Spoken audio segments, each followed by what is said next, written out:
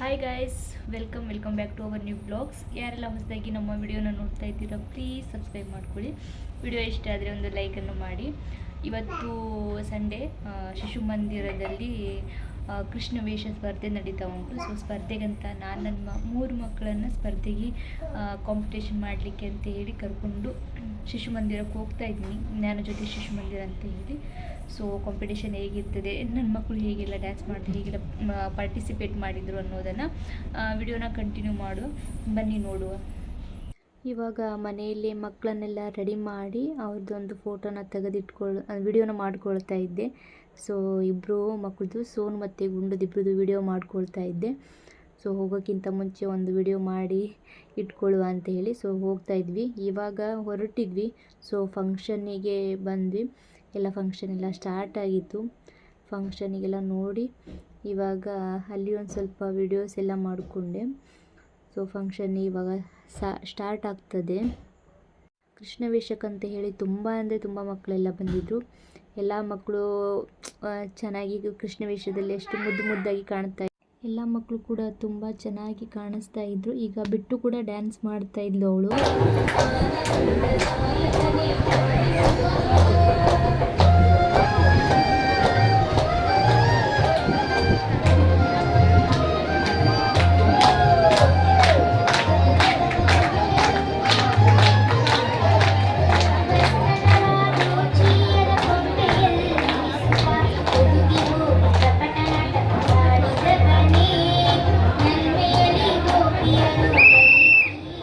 ಇವಾಗ ಬಿಟ್ಟುದೆಲ್ಲ ಅವಳಿಗೆ ಪ್ರಾಕ್ಟೀಸ್ ಎಲ್ಲ ಆದಮೇಲೆ ಇವಾಗ ಸೋನು ಕೂಡ ಅವನು ಡ್ಯಾನ್ಸ್ ಅಂತ ಮಾಡಲಿಲ್ಲ. ಸೊ ಸುಮ್ಮನೆ ಹಾಗೆ ನಿಂತ್ಕೊಂಡು ಬೆಣ್ಣೆ ಒಂದು ತಿಂದು ಹಾಗೆ ಕೆಳಗೆ ಬಂದ ಅಷ್ಟೇ.